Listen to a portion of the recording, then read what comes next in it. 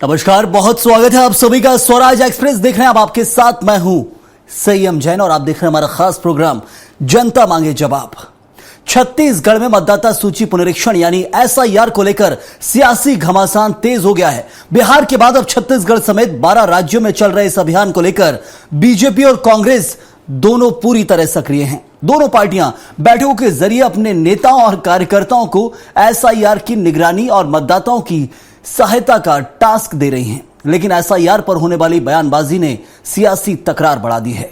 आज इसी पर चर्चा करेंगे, लेकिन पहले रिपोर्ट देखिए आप।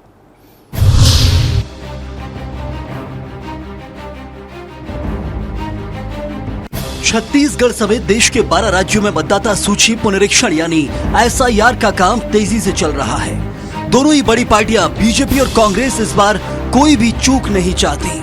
जहां बीजेपी कार्यकर्ताओं को बूथ स्तर तक तैयार किया जा रहा है, तो वहीं कांग्रेस एसआईआर में हो रही दिक्कतों और कथित धमकियों को लेकर सरकार पर हमलावर है। बीजेपी इसे लोकतंत्र का अमृत बता रही है। उसका कहना है कि नकली वोटर और घुसपैठिए लोकतंत्र को दीमक की तरह खोखला कर रहे हैं। घुसपैठिया वोट, नकली वोट, मृत वोट, ये लोकतंत्र को खोखला कर रहा है। एक दीमक की तरह। दूसरी ओर कांग्रेस का आरोप है कि एसआईआर के नाम पर बीजेपी के कार्यकर्ता लोगों को धमका रहे हैं। सर्वर ठीक से काम नहीं कर रहा, काम का दबाव लगातार बढ़ता जा रहा है। पूर्व सीएम भूपेश बघेल का कहना है कि अगर राज्य में घुसपैठिए हैं तो ये केंद्र की नाकामी है। कांग्रेस घुसपैठियों का समर्थन नहीं करती, लेकिन सरकार को ये बताना चाहिए कि छत्तीसगढ़ में आखिर कितने घुसपैठिए हैं। यदि छत्तीसगढ़ में घुसपैठिया आया है तो कितने प्रदेश क्रॉस करके आए हैं। तो इसकी जिम्मेदारी अमित शाह की है और नरेंद्र मोदी की है। और मैं उनकी प्रशंसा करता हूं कि अपने सरकार में होते हुए, उसकी पार्टी की सरकार होते हुए अपने प्रधानमंत्री, अपने गृह मंत्री जी की आलोचना कर रहे हैं, उसको निकम्मा साबित कर रहे हैं। उप मुख्यमंत्री विजय शर्मा का कहना है कि एसआईआर को लेकर बीजेपी का पूरा तंत्र लगा हुआ है। हर विधायक और सांसद को बूथ स्तर तक जाने के निर्देश हैं। दावा किया कि वैध नाम जरूर जोड़े जाएंगे और फर्जी घुसपैठिए हटाए जाएंगे। जनता पार्टी का पूरा तंत्र इस पर लगा हुआ है, सारे नेता इस पर लगे हुए हैं। हम लोग भी हर एक विधायक, सांसद, मंत्री जो भी हैं, सबको बूथों तक जाने के लिए बहुत स्पष्ट निर्देश संगठन की तरफ से है और हम लोग जा भी रहे हैं। अधिक से अधिक जितने भी योग्य लोग हैं सबका नाम जुड़ जाए और घुसपैठिए तरह के जो लोग हैं उनका नाम हट जाए। ये दोनों ही दायित्वों को लेकर के काम किया जा रहा है। बहरहाल एसआईआर पर जारी सियासी जंग में दोनों पार्टियां इसे लोकतंत्र की मजबूती का मुद्दा तो बता रही हैं, लेकिन आरोप प्रत्यारोप में ये अभियान एक राजनीतिक हथियार भी बनता दिख रहा है। अब एसआईआर पूरा होने के बाद मतदाता सूची में कितनी सफाई होती है और इस पर सियासी पारा कितना बढ़ता है, ये तस्वीर आने वाले दिनों में साफ हो जाएगी। स्वराज एक्सप्रेस के लिए रायपुर से दिलीप साहू की रिपोर्ट। तो देखा आपने, एसआईआर को लेकर सियासी संग्राम प्रदेश में चल रहा है। आरोप प्रत्यारोप का दौर चल पड़ा है। इस पर चर्चा करेंगे और चर्चा के लिए मौजूद है हमारे साथ कुछ खास मेहमान। तौकीर रजा बीजेपी नेता हैं, बहुत स्वागत है आपका तौकीर जी। साथ ही रुपेश दुबे कांग्रेस के प्रवक्ता हैं, आपका ही बहुत स्वागत इस चर्चा में। और संजीव गुप्ता वरिष्ठ पत्रकार हैं, विस्तार से समझेंगे उनसे कि किसके बातों में, किसके मुद्दों में कितना दम है, एसआईआर से वाकई कौन घबराया है और किसको एसआईआर में भेदभाव की कोई उम्मीद नहीं है। यानी साफ लग रहा है कि एसआईआर जो हो रहा है वाकई सही है। शुरुआत करेंगे तौकीर जी आपके साथ। इस वक्त हम देख रहे हैं प्रदेश के अंदर बीजेपी की बड़ी महत्वपूर्ण बैठक होती है और बैठक में चर्चा का विषय घुसपैठिए होते हैं। एसआईआर का जो अर्थ है इस वक्त देश में वो यही है, हम लगातार देखते आ रहे हैं कि घुसपैठियों जो है उनकी पहचान जरूरी है। उसके लिए वो कहा जाता है कि सीए और एनआरसी आप लाए थे, लेकिन इस वक्त एसआईआर के जरिए साफ तौर पर पहचाना जाए कि वोटर आईडी जो बना हुआ है, मतदाता जो देश का है, वो ओरिजिनल है कि डुप्लीकेट, ये पहचान बहुत जरूरी है। तो घुसपैठियों की पहचान के लिए एक आंकड़ा भी मेरे पास है, वो भी आपसे साझा कर लेता हूं। 2014 से पहले यानी 2004 में कहा जाता था कि 1,80,00,000 जो एक आंकड़ा है, मैं बता रहा हूं, इसमें आप 60 कम करेंगे 1,20,00,000 का यह आंकड़ा बताया जाता है जितने घुसपैठिए सिर्फ बांग्लादेशी भारत में आए थे। और 2016 में आपके ही नेता एक रिपोर्ट पेश करते हैं राज्यसभा में और कहा जाता है कि इसमें 2 करोड़ घुसपैठी हो गए। तो कांग्रेस से जरूर सवाल लेंगे कि 80 लाख कहां से बढ़ गए 2004 से 2016 के बीच में, क्योंकि 10 साल का उनका कार्यकाल था। लेकिन बीजेपी इन घुसपैठियों को निकालने में बहुत नाकाम साबित हुई है, यह भी एक आंकड़ा है। आपको, आपके सभी दर्शकों को मेरा नमस्कार। देखिए, ऐसा एसआईआर से पहले तो मैं प्रश्न कर लूं कि एसआईआर पर विरोध क्यों है, और अगर है तो किसका है? भाई, एसआईआर क्या कर रही है? एसआईआर शुद्धिकरण है, और इसके पहले भी होता रहा है, 20 साल पहले भी हुआ, उसके पहले भी होता रहा है, और यह निर्वाचन आयोग की सतत प्रक्रिया है। मैं कोई निर्वाचन आयोग का प्रवक्ता नहीं हूं, लेकिन चूंकि एक भारतीय जनता पार्टी का पक्ष रखना है तो मैं यही बताना चाहता हूं कि भारतीय जनता पार्टी इसको स्वागत कर रही है और इस शुद्धिकरण के हिसाब से कार्य कर रही है। भाई, आपके पास कागज, आपके पास डॉक्यूमेंट्स, आप वहां जाइए, ऑनलाइन भी कर सकते हैं। सिर्फ आप किसी पे इल्जाम लगाकर या एक संवैधानिक संस्था पे इल्जाम लगाकर आप क्या कहना चाहते हैं? एक बात। दूसरी बात, घुसपैठी की अगर बात करें तो घुसपैठी के आंकड़े जो भी है उस पर भी अभी हमारी छत्तीसगढ़ की सरकार भी कुछ लोगों को बांग्लादेश तक छोड़ के आई है, और अभी भी उसकी जो है एसआईटी गठित होकर हर जिलों में कार्य कर रही है, और अभी एसआईआर भी साथ में आया है, तो ये भी साथ में आपको सामने दिखता चला जाएगा। और आपने देखा भी बिहार चुनाव में कि बिहार चुनाव के पहले जब ये एसआईआर प्रक्रिया चालू हुई, लगभग 65 लाख जो वोटर जो है उसमें से 18 लाख मृत पाए गए, 16 लाख जो है डबल थे, और उसके अलावा कुछ फर्जी वोटर थे। तो वो बाद में उसमें घट के उसकी संख्या जब उनका आपत्ति गई तो शुद्धिकरण हुआ, उसमें कुछ अपने लोगों ने डॉक्यूमेंट बाद में जमा किए, तो डॉक्यूमेंट जमा करने के बाद 51 लाख की जो शुद्धिकरण हुआ, लेकिन 51 लाख जो है फर्जी, मतलब वोट जो है बेकार हो गए। इसका मतलब यह है कि 2003 के पहले तक वो मृत वोटर जो हटाए नहीं गए थे। तो ऐसा कैसे हो गया? ये ऐसा कहां तक दबाया गया, और ये इसके पीछे कौन लोग थे, ये जांच का विषय है। और साथ ही साथ डुप्लीकेट वोट जो है वो चलते चले आ रहे थे, तो उसके कारण से अगर निर्वाचन आयोग इसको शुद्धिकरण कर रहा है तो उसका स्वागत करना। हमलावर है, चुनाव आयोग के ऊपर हमलावर है, लेकिन बीजेपी उसका साथ नहीं देती है कांग्रेस का। चुनाव आयोग के जब हमला किया जाता है कि हां, चुनाव आयोग की तरफ से अधिकारियों की, कर्मचारियों की लापरवाही बरती जाती है, डुप्लीकेट वोटर्स ने, राहुल गांधी एक बड़ी प्रेस कॉन्फ्रेंस कर चुके हैं।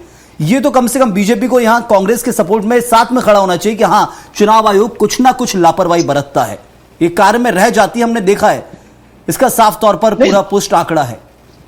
देखिए, एक बात बता दूं, ऑनलाइन सारे सिस्टम लगे हुए हैं। आपके बीएलओ, इनके हमारे अगर अधिकारी जा रहे हैं निर्वाचन आयोग के, तो हमारे बीएलए भी जा रहे हैं, इनके भी बीएलए जा रहे हैं कांग्रेस पार्टी के, और कार्य करते हुए आगे बढ़ते जा रहे हैं। लेकिन अगर कहीं खामी हुई तो उसी को तो सुधार जो है शुद्धिकरण करते हुए उसका सुधारा जा रहा है। तो ये उपलब्धि है, इसको तो स्वागत करना चाहिए। इसमें क्या दिक्कत? हम तो स्वागत कर रहे हैं ना, हम तो शुद्धिकरण को स्वागत कर रहे हैं। विरोध क्यों? विरोध कौन कर रहा है? जिनके वोटर खराब हो रहे हैं, जिन्होंने फर्जी वोट डलाते रहे या फर्जी वोटर्स बना के रखे थे, वो लोग उनके पेट में दर्द हो रहा है, वो तकलीफ में है। हमको कोई तकलीफ, हम तो स्वागत कर रहे हैं। तो ये दिखता है। और जो शुद्धिकरण आंकड़ा है वो भी आपसे साझा कर लेता हूं। आपके नेता हैं, राष्ट्रीय महामंत्री तरुण चुग, वो लगातार ये कह रहे हैं घुसपैठियों को बाहर निकालना है। जो घुसपैठी है देश के नागरिक नहीं है, उनको अधिकार नहीं है देश की व्यवस्था को संभालने का, उसे बिगाड़ने का।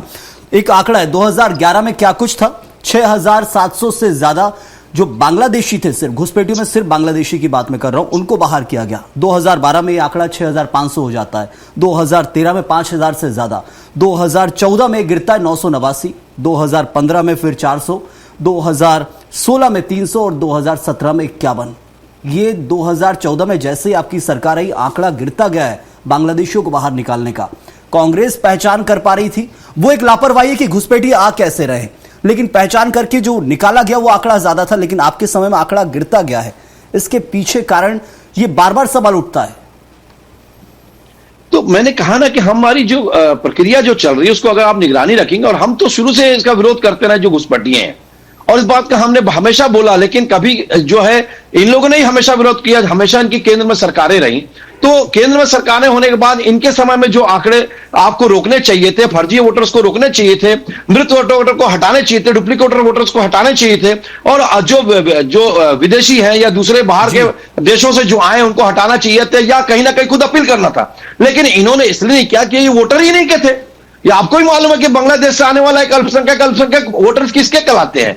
90% वोटर जो है इन्हीं के कहलाते हैं। तो चलिए, बड़ा वोटर तो सवाल जो इनको आपकी फायदा तरफ से हो रहा निकल के आया, है, इसी तो पर जवाब इसी लेता कारण हूं। से ये एसआईआर का विरोध करते हैं। चलिए, रुपेश जी, भूपेश बघेल कहते हैं कि केंद्र की व्यवस्था है, कहां से घुसपैठी आ रहे हैं, केंद्र के ऊपर सीधे हमलावर है। लेकिन 2004 से 14 तक आपकी सरकार थी केंद्र में, 80 लाख घुसपैठी आ गए, खासतौर पर बांग्लादेश की। कैसे आ गए? नमस्कार सभी पैनलिस्टों को नमस्कार।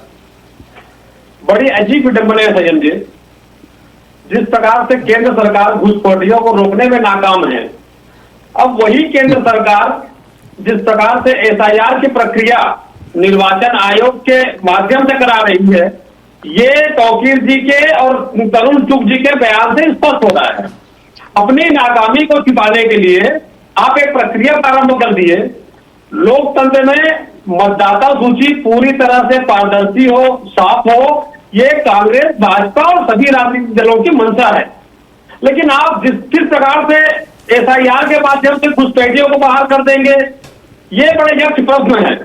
आप देखिए, भाजपा की सरकार 2011 से जनगणना कराने चल रही है। रुपेश जी, मैं एक बात पूछना चाहूंगा, एक बात पूछना मेरी बात सुन लीजिए। आप बार बार घुसपैठियों की बात करते हैं और कांग्रेस को घुसपैठी की बात कर रहा हूं। अभी तो संयम जान जी जो है आंकड़े पेश कर दिए कि 2014 के पहले क्या आंकड़े थे और 2014 से कैसे घुसपैठियों को बाहर किया गया, कम किया गया।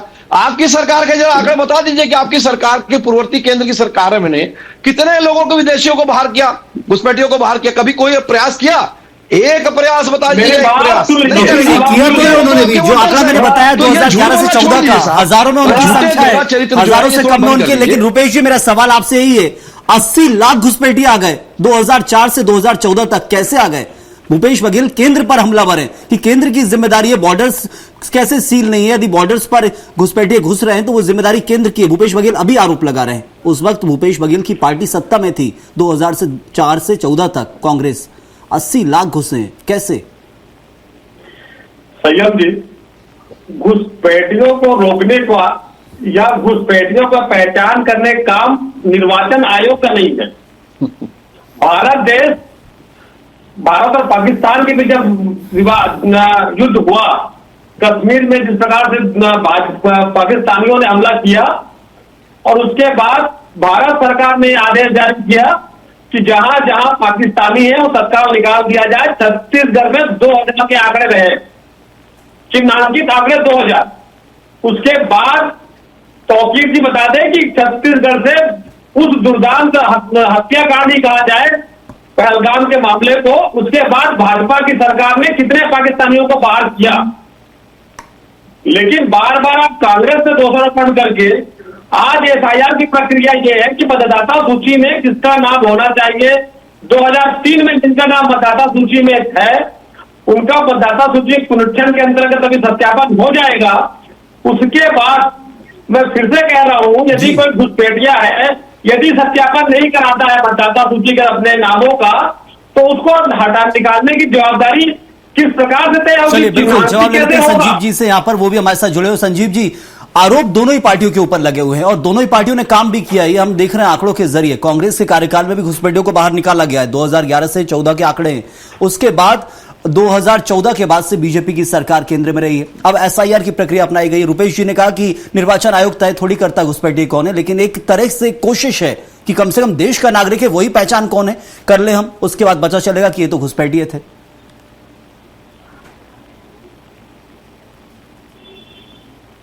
जो काम चलता है एसआईआर का, वो केवल घुसपैठियों को चिन्हित करने के लिए नहीं है। ये तमाम तरह की जो भी विसंगतियां हैं इलेक्टोरल में, रोल में, उसके लिए किया जाता है। जैसे किसी की मृत्यु हो गई या फिर किसी का नाम डबल हो गया या फिर और भी जो विसंगतियां हैं उसको दूर करने का प्रयास करेगा। केवल और केवल घुसपैठियों को चिन्हित करना है, उसको निकालना है, तो ये मुझे ऐसा लगता है कि ये केवल एक पार्ट है। ठीक है, अगर कोई बाहर से व्यक्ति आया है जो हमारे देश का नागरिक नहीं है और अगर वो फिर भी हमारी चुनाव प्रक्रिया को प्रभावित करने की कोशिश कर रहा है, तो ऐसे लोगों को चिन्हित किया जाना चाहिए। सरकार किसी की भी रहे, भारतीय जनता पार्टी की रहे, कांग्रेस की रहे या फिर और भी किसी दल की रहे, उससे वो सतत प्रक्रिया है, चलने वाली प्रक्रिया है। तो सबसे बड़ी बात यह है कि जो विसंगतियां होती है जो मतदाता सूची में, उस सूची को सही करना है। ताकि जब भी चुनाव में जाए कोई भी, जब राज्य में हो, देश में लोकसभा का चुनाव हो, तो उस दौरान जब वो जो वोट दिए जाए तो सही वोट पड़े, सही तरीके से चुनाव हो, जिसको हम बार बार कहते हैं ना, चुनाव आयोग के द्वारा बार बार कहा जाता है कि एक साफ चुनाव करवाया गया है, किसी प्रकार से कोई इसमें किसी प्रकार की कोई भी विसंगतियां नहीं हुई है। तो उन विसंगतियों को दूर करने के लिए SIR की प्रक्रिया की जाती है। अब ये राजनीतिक दल इसको अपने हिसाब से मोल्ड करने की कोशिश करते हैं, या तो फिर अपने हिसाब से इसको बात करने की कोशिश करते हैं, वो उनका है। वो तो भाई राजनीतिक दल तो राजनीति करेंगे, उन्हीं के लिए तो वो नहीं यहाँ बैठे हैं। सबसे बड़ी बात यह है, दूसरी एक बात बता दूं मैं, कि ये SIR की जो प्रक्रिया है वो चुनाव आयोग की है, किसी पार्टी की नहीं है ना, ये क्लियर होनी चाहिए। और मुझे ऐसा लगता है कि सबको क्लियर होगा। तो चुनाव आयोग जो है वो SIR की प्रक्रिया से जो SIR करवा रहा है। संजीव जी, वो तो क्लियर है, लेकिन नैरेटिव ऐसा सेट करके दिया गया है देश को कि इस वक्त जो पहचान की जा रही है, जो मतदाता है ओरिजिनल मतदाता है, क्योंकि यदि घुसपैठी कोई है तो वो देश के मतदाता नहीं हो सकता, ये तो तय है। जी निश्चित तौर पे मैं फिर भी कह रहा हूँ ना, फिर से यही कह रहा हूँ, अभी थोड़ी देर पहले यही कहा था कि किसी भी घुसपैठिया, चाहे किसी भी देश का जो आया हुआ है, जो हमको हमारी चुनाव प्रक्रिया को प्रभावित करने की कोशिश कर रहा है।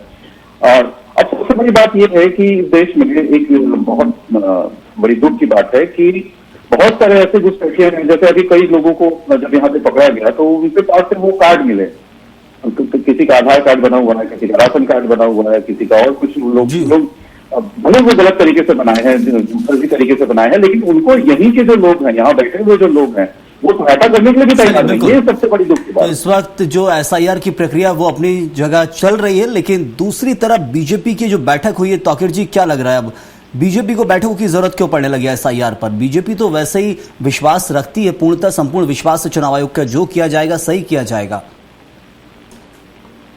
नहीं, SIR पे जानकारी दे रही है, जो जानकारियों की कमी है, फॉर्म किस प्रकार से भरा जाए उसकी ट्रेनिंग के हिसाब से कार्य करते हुए आगे बढ़ रही है। जो खामियां उभर के आ रही हैं उसको दूर करते हुए वो आगे बढ़ रही है। हम उस प्रकार से देखिए, हमारी भारतीय जनता पार्टी की हमेशा एक चीज रही है कि हम कोई भी चीज की ट्रेनिंग देते हुए आगे काम करते, ताकि हमारे किसी भी प्रकार से जो कार्यकर्ता है उनको किसी भी उनको कार्य में किसी प्रकार की कमी बेशी ना हो, उसी को आगे बढ़ते हुए BLA काम कर रही है, भी ट्रेनिंग दे रहे हैं। हमारी सिर्फ बात नहीं है, ट्रेनिंग तो सभी देते हैं और हम वही काम कर रहे हैं। लेकिन वही तो मैं बता रहा हूं, लेकिन SIR का विरोध क्यों? अभी गुप्ता जी ने बहुत अच्छी बात बोली कि SIR जो है निर्वाचन आयोग कर रहा है, तो निर्वाचन आयोग कार्य कर रहा है, वो किसी की एजेंसी नहीं है, लेकिन आप उसका विरोध क्यों कर रहे हैं? एक बात। दूसरी बात, घुसपैठियों की अगर बात करें, ये बात सही है कि निर्वाचन आयोग घुसपैठियों को निकालने का काम नहीं कर सकता, लेकिन निर्वाचन आयोग शुद्धिकरण करने के कारण यह पता चल सकता है कि ये एक्चुअली वोटर्स कौन है और बाहर के वोटर्स कौन है, या गलत वोटर्स कौन है, डुप्लीकेट वोटर कौन है, वो निकाल के अलग कर देगा। यही तो समझना है, यही तो देश को समझने की जरूरत है कि SIR एक प्रक्रिया है पीछे के दरवाजे से, जो हम समझने की कोशिश कर रहे हैं कि SIR एक प्रक्रिया पीछे के दरवाजे से पहचान करने की कि कौन असली मतदाता और कौन फर्जी। बिल्कुल वही मैं बता रहा हूं। तो उसी कारण जब ये फर्जी वोटर्स भी अलग हो जाएंगे और हम भी वो कार्य करते हुए आगे बढ़ा। हमारी SIT घटित है हर जिले में। ये अभी हमारी जो गृह मंत्री माननीय विजय शर्मा जी जो है अभी कुछ महीने पहले इसका गठन किए हैं और कुछ लोगों को बाहर किया जा चुका है, वेस्ट बंगाल बांग्लादेश भेजा जा चुका है। तो ये उपलब्धि है सरकार की और वो इसका कार्य करते हुए आगे बढ़ रहे हैं। लेकिन अगर ये बोलते हैं घुसपैठिया है नहीं, घुसपैठिया आपकी सरकार में आए, अरे भाई हमारी सरकार में नहीं आए, कब से रह रहे थे, क्या हो रहा था, हम तो पकड़ रहे, कई सालों से घुसे हुए थे। अब उसका धीरे धीरे शुद्धिकरण करते हुए आगे बढ़ना, जितना शुद्धिकरण होगा, चाहे वोटर ID का हो, चाहे आधार कार्ड का हो, जितने भी जो अपने जो निवास के से रिलेटेड जितनी चीजें होती है, उसका जितना शुद्धिकरण होगा उतना वो शुद्धिकरण होकर सामने आएंगे। क्योंकि ये बात सही है कि उन्होंने कई लोगों ने डुप्लीकेट बना लिया या फर्जी तरीके से बना लिया है, तो हम समर्थन करते हैं निर्वाचन आयोग का कि वो शुद्धिकरण बहुत अच्छे तरीके से कर रहा है। जब ये शुद्धिकरण हो जाएगा आपको भी दिखेगा यहाँ कितने लाख वोटर फर्जी रहे या मृत्यु पाए गए, उसका अभी तक काटा नहीं गया, कितने लोगों ने दबा दिया, तो वो सब चीज एक तरह से खुल के आपके सामने आ जाएगी। बिहार में आया है, यहां भी आएगा, आपको स्वागत करना चाहिए और ये संवैधानिक संस्था है, उसका अपमान नहीं करना चाहिए। चलिए बिल्कुल। रुपेश जी, SIR की प्रक्रिया जो प्रदेश में चल रही है, देश के सभी राज्यों में होनी, अभी 12 राज्यों में कंटिन्यू चल रही है। वोट चोरी यदि देश में होती है तो उस पर कांग्रेस आपत्ति दर्ज करती है, घुसपैठिए हैं तो आपत्ति आप भी दर्ज करते हैं, कहते हैं कि केंद्र की ये गलती है। तो एक एसआईआर पीछे के दरवाजे से कोशिश है असली मतदाता की पहचान की। जो असली होगा उसका जो बचेगा वो अपने आप नकली मतदाता कहलाएगा, समझ में आ जाएगा। तो ये फिर आपत्ति एसआईआर को लेकर या फिर प्रक्रिया को लेकर? संयम जी, राहुल गांधी जी ने पूरी तन्मयता से और जिम्मेदारी से प्रेस कॉन्फ्रेंस के माध्यम से बातें सार्वजनिक करी, किस प्रकार से एक व्यक्ति के नाम 3-3, 4-4 जगहों में हैं और निर्वाचन आयोग अपनी किस प्रकार से कार्रवाइयां करती है। तो फोटो की पहचान करने में निर्वाचन आयोग असफल रही है। देखिए, बार बार आप बिहार में जिस प्रकार से एसआईआर की प्रक्रिया प्रारंभ हुई, भारत देश में आधार कार्ड एक महत्वपूर्ण दस्तावेज है, उन दस्तावेजों को निर्वाचन आयोग ने मानने से इंकार कर दिया था और जिस प्रकार से 22 लाख जीवित व्यक्तियों को मृत बता दिया गया, माननीय सुप्रीम कोर्ट के सामने में खड़े हुए कि मैं जीवित में नाम कैसे कट गया, जिन्होंने उनके नाम को काटा उस पर निर्वाचन आयोग बता दिया किसी एक व्यक्ति के ऊपर भी कोई कार्रवाई किया गया जो अपनी जिम्मेदारी को लापरवाही को निर्वाह किया। और वही 65 लाख मतदाता, जब लोकसभा चुनाव मतदान होता है तो लोकसभा चुनाव में वो मतदाता सही थे, विधानसभा चुनाव हो रहा है तो मतदाता गलत हो गए। निर्वाचन आयोग को इन सब चीजों में जिम्मेदारी के साथ जवाब देनी चाहिए।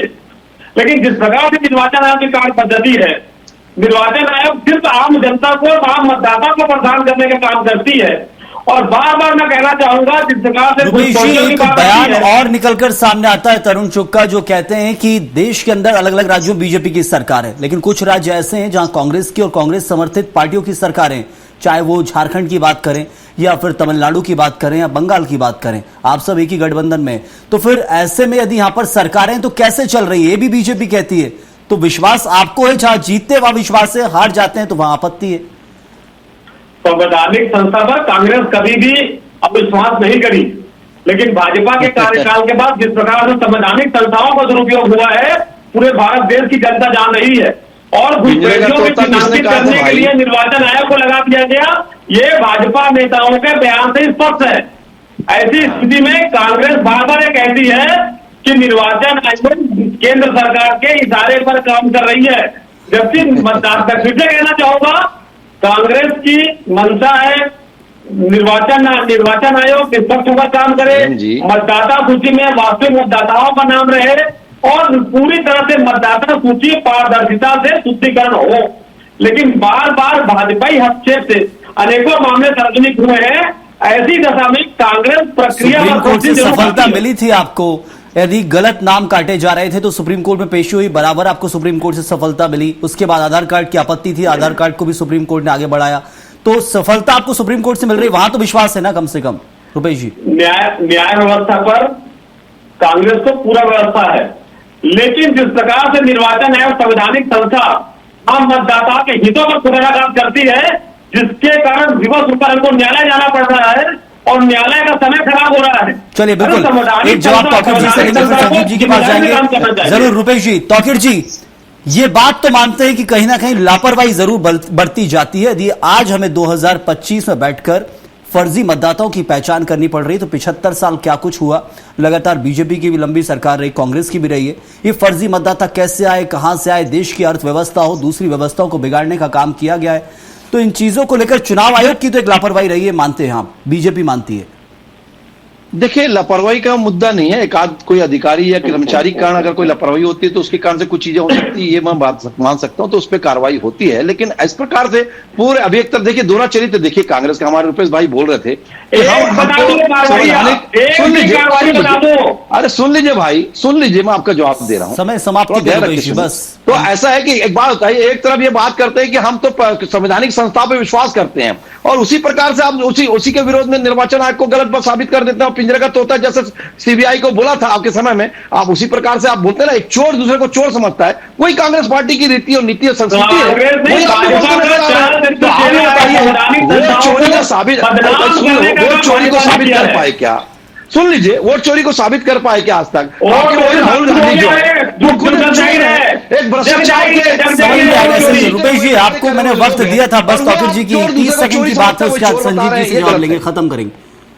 तो ऐसा नहीं होता जी, तो मैं वही बताना चाह रहा हूं कि हमारी सरकार, हमारी जो भारतीय जनता पार्टी की जो रीति नीति है वो यही है। और अगर शुद्धिकरण पहले नहीं हुआ, अगर आज हो रहा है तो ये बहुत अच्छी बात है, इसका स्वागत किया जाना चाहिए। किस प्रकार से पहले शुद्धिकरण हुआ उसकी बात अलग हो सकती है, लेकिन आज ऑनलाइन और जितने सिस्टम आज आ गए हैं, इसमें जो शुद्धिकरण हो रहा है इसमें कहीं गुंजाइश कमी है कि किस प्रकार से कोई गलत हो सकता है निर्वाचन आयोग द्वारा। और अगर है, होता भी है तो आपत्तियां दर्ज करा के उसको दूर किया जा सकता है और सुधारा जा सकता है, सत्यापित करके का सारे कार्य किए जा सकते हैं। एक सत्यापन हो रहा है, उस पर आपका जो है सहयोग करना चाहिए। संजीव गुप्ता जी, ये एसआईआर की जो प्रक्रिया प्रदेश में चल रही है, बैठकें दोनों महत्वपूर्ण जो कहा जाता है दोनों पार्टियां करती है, बीजेपी और कांग्रेस भी। बीजेपी का भी मकसद ये जो सही मतदाता है वो छूटे ना, मतलब वो जुड़ जाए, उसमें जुड़ा रहे, और जो फर्जी है वो आ ना पाए। कांग्रेस का ही मकसद है ये। लेकिन फिर आपत्तियां किस चीज को लेकर रहती हैं?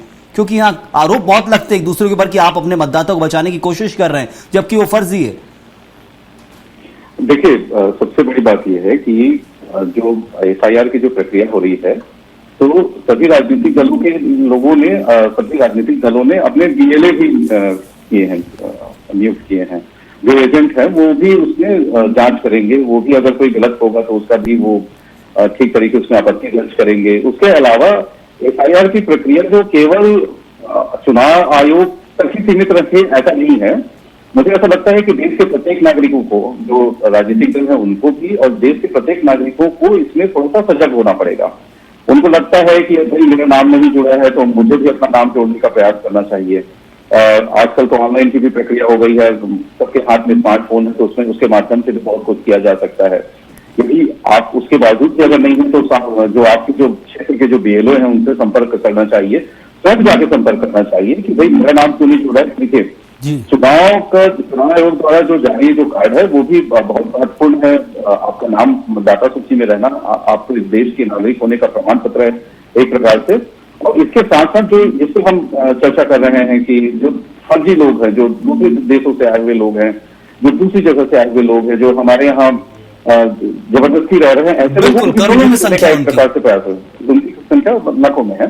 तो ऐसे लोगों को भी चिन्हित करना है। और ऐसे लोगों को, देखिए, सरकार का एफआईआर की प्रक्रिया चुनाव आयोग की तो है, चुनाव आयोग करवा रहा है, लेकिन सरकार का, राजनीतिक दलों का, आम आदमियों का, सभी का समन्वित अगर प्रयास होगा, पारदर्शिता बढ़ती जा रही है, विश्वास यही है। लेकिन इसके नतीजे क्या कुछ आएंगे, कितनी पहचानें हो पाती हैं, क्या कुछ आंकड़ा निकल कर आएगा? क्योंकि बिहार के आंकड़े ने सभी को चौंका दिया था। अब 12 राज्यों के आंकड़े क्या निकल कर आते हैं उसका इंतजार करना होगा। धन्यवाद करूंगा इस बार तौकीर जी आपका भी, रुपेश जी आपका भी बहुत शुक्रिया, और साथ में संजीव जी आपका भी बहुत बहुत धन्यवाद हमारे साथ इस चर्चा में जुड़ने के लिए। एसआईआर की प्रक्रिया इस वक्त देश के अलग अलग राज्यों में चल रही है, लेकिन छत्तीसगढ़ के अंदर मुद्दा इसलिए गर्मा गया क्योंकि यहां घुसपैठियों की बात हो गई। साफ तौर पर आरोप लग गए कि आपने घुसपैठियों को आने दिया है, हम बाहर निकलवाएंगे, जबकि निर्वाचन आयोग का यह काम नहीं, वो असली मतदाता की पहचान करेगा, नकली अपने आप सामने आ जाएंगे। और ऐसे में बहुत हद तक ये कहा जा रहा है कि पीछे के दरवाजे से ही सही, लेकिन ये पहचान हो जाएगी कि कितने घुसपैठिए देश के अलग अलग राज्यों में बैठे हुए हैं। इस वक्त के लिए फिलहाल इतना ही। आप बने रहिए स्वराज एक्सप्रेस के साथ।